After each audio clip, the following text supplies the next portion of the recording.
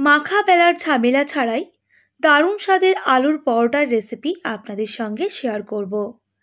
বাচ্চা থেকে বড় সবার খুবই পছন্দ হবে, আর কম সময়ে চটজলদি রেসিপিটা হয়ে যায়, আর এতটাই নরম হয় যে মুখে দিলেই মিলিয়ে যায়। নমস্কার বন্ধুরা, প্রিয়াস কুকিং ব্লগে আপনাদের সবাইকে স্বাগত জানাই। আজকে আমার রেসিপি নরম তুলতুলে মাখা বেলার ঝামেলা ছাড়াই আলুর পরোটার রেসিপি। খেতে হয় অসম্ভব টেস্টি। আলুর পরোটা বানানোর জন্য আমি এখানে সেদ্ধ আলু নিয়েছি। আলুর খোসাগুলো আগে থেকেই ছাড়িয়ে নিয়েছি। এরপর একটা গ্রেটার ব্যবহার করে আলুগুলোকে ঠিক এইভাবে গ্রেট করে নিতে হবে। আপনারা চাইলে ম্যাশ করে নিতেও পারেন, তবে গ্রেট করলে আলুর মধ্যে কোনো রকম গটলা থাকে না, তাই অবশ্যই চেষ্টা করবেন আলুগুলোকে একটু গ্রেট করে নেওয়ার।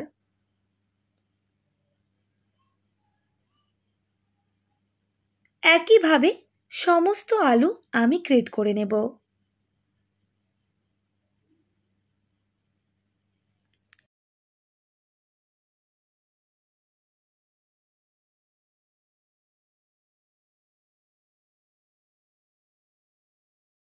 বন্ধুরা, আলুগুলো গ্রেট করে নিয়েছি।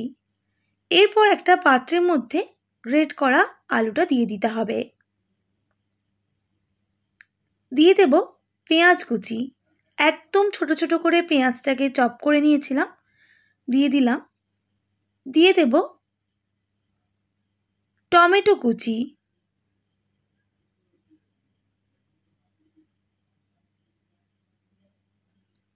আর সঙ্গে দিয়ে দিতে হবে ধনেপাতা কুচি। সমস্ত সবজি কিন্তু আমি একদম ছোট ছোট করে কেটে নিয়েছিলাম। এরপর দিয়ে দেব স্বাদ মতো লবণ,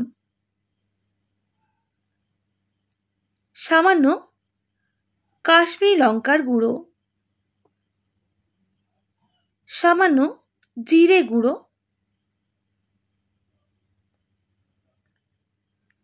এরপর দিয়ে দেব আটা।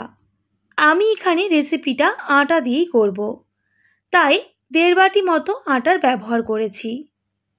এবার সমস্ত উপকরণ খুব ভালো করে মিক্স করে নিতে হবে। অল্প অল্প জল দিয়ে আমি খুব ভালো করে মিক্স করে নিচ্ছি।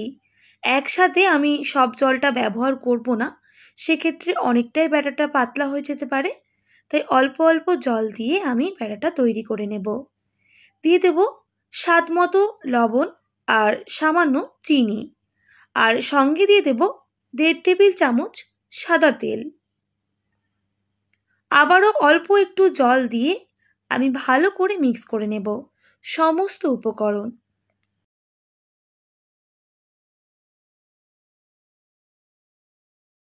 দেখুন বন্ধুরা, ব্যাটারটা খুব বেশি ঘন বা খুব বেশি পাতলা করা যাবে না।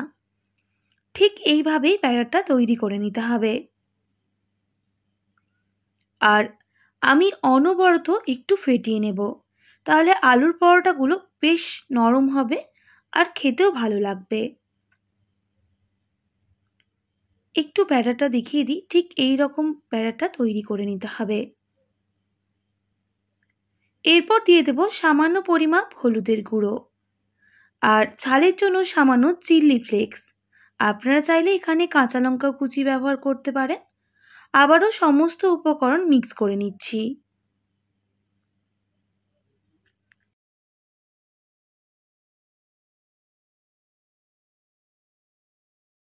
2 মিনিট মতো ব্যাটারটা রেস্টে রেখে দিতে হবে।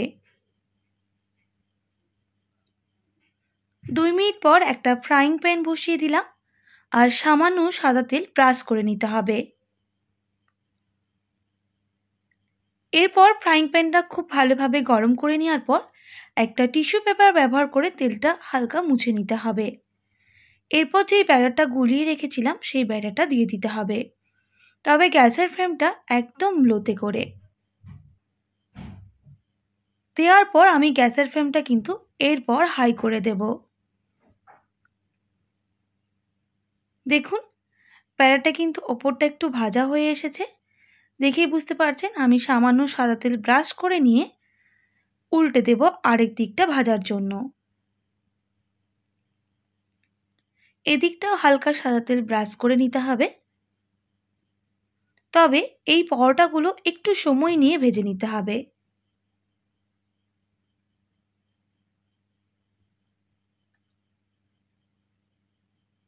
আবারও আরেক দিকটা উল্টে দিলাম। এইভাবেই উল্টে পাল্টে বেশ ভালো করে পরোটাগুলোকে ভেজে নিতে হবে।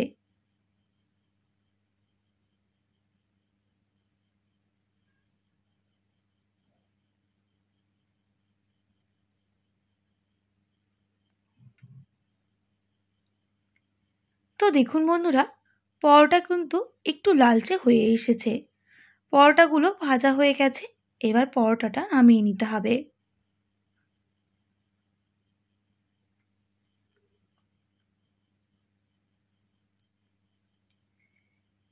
একইভাবে আরও একটা পরোটা আমি আপনাদের ভেজে দেখিয়ে দিচ্ছি। ঠিক এইভাবেই ভেজে নিতে হবে। অল্প একটু সাদা তেল ব্রাশ করে নিতে হবে আর ব্যাটারটা দিয়ে দিতে হবে। তবে গ্যাসের ফ্লেমটা মিডিয়ামে রেখে আমি ব্যাটারটা দেব। ব্যাটার দেওয়ার পর গ্যাসের ফ্লেমটাকে হাই করে দেব।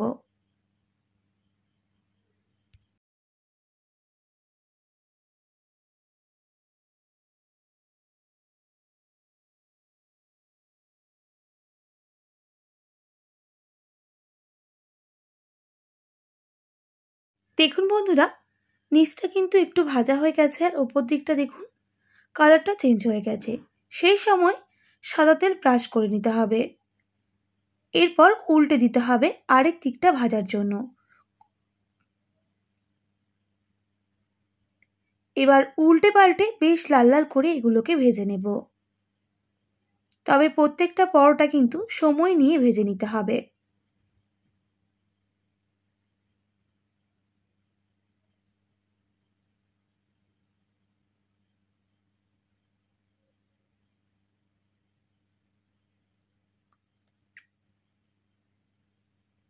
তো দেখুন বন্ধুরা, আরও একটা পরোটা রেডি হয়ে গেল। ঠিক এইভাবেই পরোটাগুলো ভেজে নিতে হবে, একটু লাল লাল করে। প্রত্যেকটা পরোটা কিন্তু আমাদের ভাজতে সময় লাগবে 5 থেকে 6 মিনিট। এইভাবে সমস্ত পরোটাগুলো ভেজে নিতে হবে। বন্ধুরা, মাখা বেলার ঝামেলা ছাড়াই চটজলদি আলুর পরোটা বানিয়ে ফেলুন। হাতে যদি কম সময় থাকে খুব তাড়াতাড়ি রেসিপিটা হয়ে যায়। বাচ্চা বড় সবার কিন্তু খুবই পছন্দ হবে। একবার বাড়িতে এইভাবে ট্রাই করুন, দেখবেন সবার খুব পছন্দ হবে। এইভাবে সমস্ত পরোটাগুলো আমি ভেজে নেব।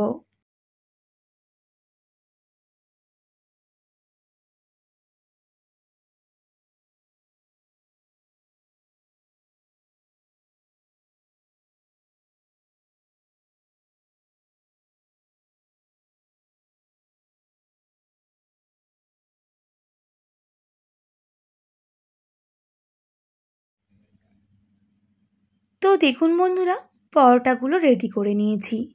দেখে কতটা সুন্দর লাগছে। টিফিনেও আপনারা এইভাবে দিতে পারেন। আর দেখিয়ে দিই কতটা নরম তুলতুলে হয়েছে। ঠান্ডা হয়ে যাওয়ার পরেও কিন্তু এই পরোটাগুলো শক্ত হয়ে যায় না।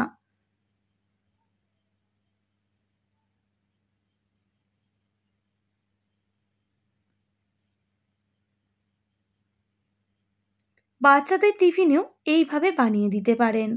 বাচ্চাদের খুবই পছন্দ হবে। বন্ধুরা, আজকের সহজ সরল রেসিপি আপনাদের ভালো লেগেছে। ভালো লেগে থাকলে অবশ্যই একটি like, comment, share and subscribe করে দেবেন। পাশে থাকা বেল আইকনটিও প্রেস করে দেবেন। তাহলে নিত্য নতুন রান্নার ভিডিওগুলি আপনাদের কাছে পৌঁছবে। আজকের মতো এতটাই। আবার নতুন কোনো রেসিপি নিয়ে আপনাদের সঙ্গে দেখা হবে।